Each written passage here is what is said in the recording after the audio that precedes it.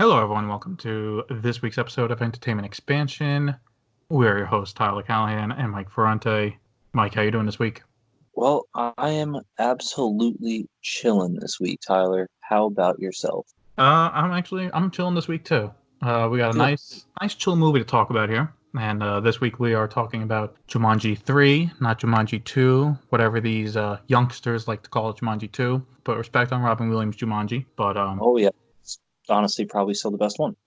Yes. But we were talking about Jumanji, the next level. Basically, after Jumanji Welcome to the Jungle did so good, almost made $1 billion, if you could believe it, and went toe to toe with Star Wars, Sony's like, we need to make a fucking sequel as fast as possible.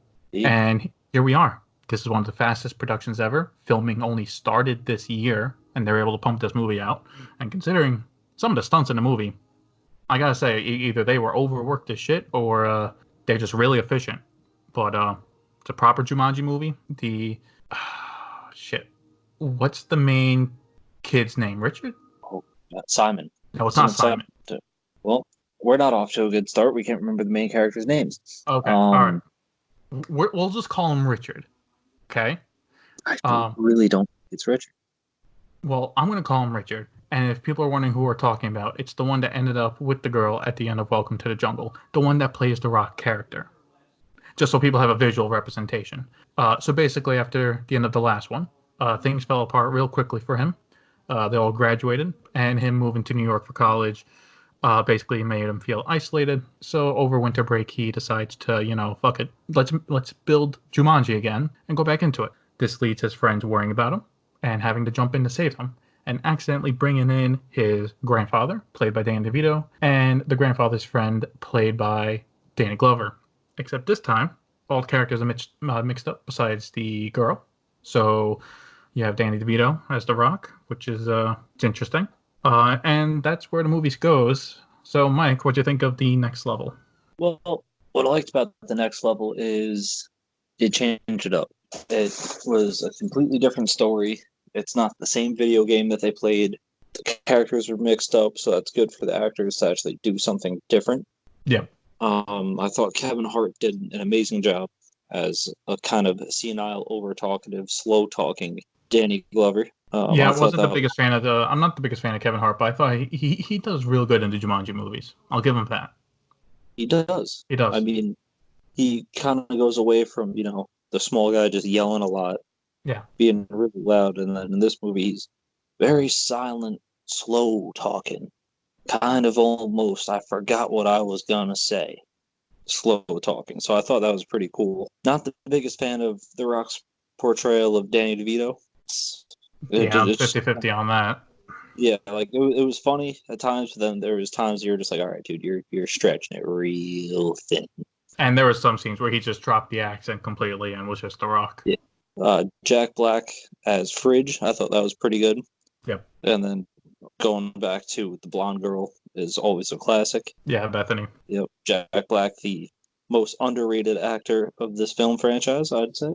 But besides that, I like the new twist of it. The characters being mixed up, whole new level. Everyone needs to band together to go find Richie. Yes, we're gonna call him Richard. I agree with you on that. I mean, personally, I thought Welcome to the Jungle was all right. Wasn't bad, wasn't anything great. And I thought with the next level that everything kind of just clicked. That because you had a part of the group that knew what they were doing, they were experienced, and you had obviously Danny DeVito and Donald Glover, like they don't know what to do, and because they're old, they're really struggling that they're in a game. Yes, they have no idea what a video game even is. And for further confirmation, it is neither of the names we thought, but I was closer. It is Spencer. Spencer. Okay. All right. So I guess we'll give him his proper name now. Yes. You will be referred to as his God-given name from the screenwriters. Yes. So I thought the chemistry between the cast worked well. I also thought the locations as well.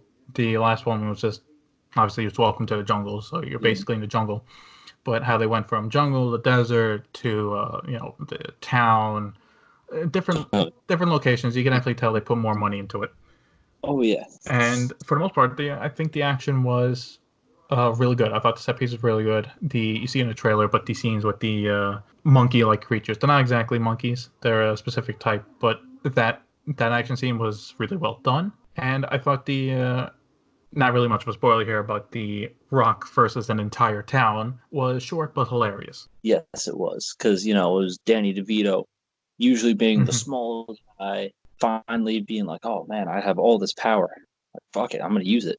Yeah, that scene works because that's when he realizes, oh shit, I'm actually this strong. Okay. There was 2 issues I had with the movie though. It's a good movie, but my first issue is, once again, the villain is really underdeveloped. Yeah, and pretty much. Yeah, the villain is one note, a lot like the last one, and actually doesn't do much at all. Doesn't do much at all, and only shows up for like 1 to 2 scenes at the beginning, and it shows up obviously for the final fight scene that you have to have. And I really feel for a movie like this, I get it that the chemistry and the focus is on the main cast, but by the time we get to the ending, it's kind of anticlimactic a little bit. Because the villain, like, at least in the first movie, the villain actually like stepped in the way of them several times. Yes, the hunter from like the Robin Williams ones, like you see him do stuff, he interferes with them. So by the end of it, it's like, okay, we need to stop him for good. Yep. But these last 2, it's like, he'll show up in 1 or 2 scenes, but for the most part, they fight animals, they fight his troops. And it's not until the end that they actually fight him.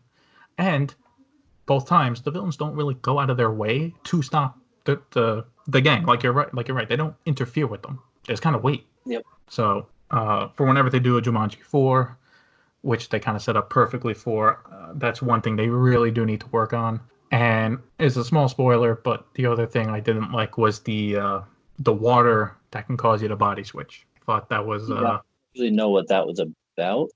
Yeah, they didn't really explain why that was there, and just felt like a cheap way to, okay, well, for the final battle, we need Spencer back in his right body, so just make this up. Yeah, and to give... all right, I can't go into too much spoilers. Yeah. But give some of our characters the closure that they needed. Yes. Yeah, this one won't be a spoiler-heavy episode, but yeah, it just felt like they needed everything in the right place for the ending, and this was the only thing they could think of, which would be fine if they could better explain the in-game use of it. Very true. So, Mike, did you have any other issues besides the one I mentioned about Jumanji? Can't say that I have. I mean, I pretty much enjoyed it. Would you say it is better or worse than the second one? I'd say it's on par. On par? Like, you're going to be let down from watching it. If you like the franchise already, then you're probably going to like this. Okay. I mean, I agree with you. I mean, I think this is a bit better than the second one. But honestly, you need to go to the theater or whatever, then just like 2 years ago, this may be a better option than Star Wars. We'll save the Star Wars discussion for a couple episodes, but that is coming. But if you're not a fan of Star Wars, you have a good family movie right here to go watch. So I give it my recommendation. Mike, do you give your recommendation, your blessing? Yes, I would give it my blessing. Okay, so that is 2 yeses from us to go see Jumanji the Next Level. And Mike, if anyone has any thoughts about Jumanji the Next Level, where can they let us know about? Well, as always, there are several options. You can send us an email, which is entertainmentexpansion@outlook.com. If that doesn't tickle your fancy, come on down to our Instagram page, direct message us, leave a comment on our last photo that we have posted, and you will have a chance to have your comment read on the air by one and only Tyler Callahan. And lastly, come on down to our YouTube channel. We got a whole bunch of stuff going on there, which, as you guessed it, that's also called Entertainment Expansion. As always, we look forward from hearing from you. That's right, we do. And if you do want your comment read by Mike, well, then you guys need to submit more than just one comment at a time. If we get a few, I'll give Mike some of the workload.